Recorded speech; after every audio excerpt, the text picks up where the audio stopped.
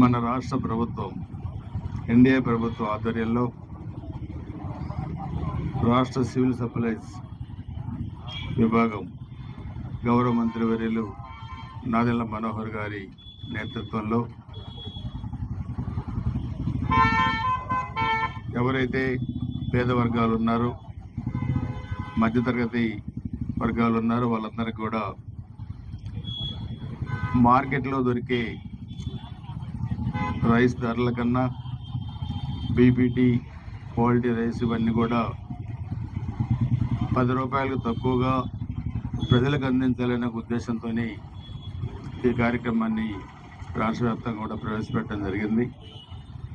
ఈ కార్యక్రమంలో మన డిఎస్ఓ గారు, ఆర్డీఓ గారు, ఎంఆర్ఓ గారు, కమిషనర్ గారు, అదేవిధంగా భాస్కర్ గారు జిల్లా డిఎం గారు, భాస్కర్ గారు జిల్లా రైస్ మిల్లర్స్ అసోసియేషన్ అధ్యక్షులు, అదేవిధంగా రామారావు గారు సెక్రటరీ, ఇతర ప్రజాప్రతినిధులు అందరికీ కూడా దీంట్లో పాల్గొన్నారు.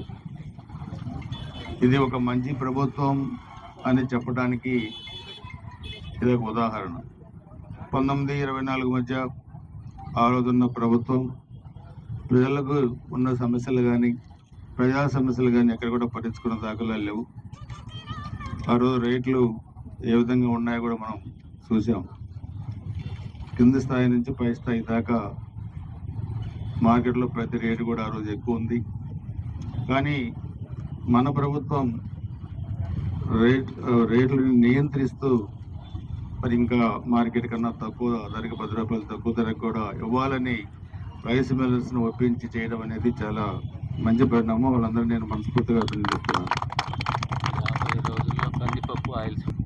మిగతా 2 నెలల లోపు కందిపప్పు ఆయిల్ కూడా ఇదే తక్కువ ధరలకి మార్కెట్లో మరి ఇవ్వడం కూడా జరుగుతుంది.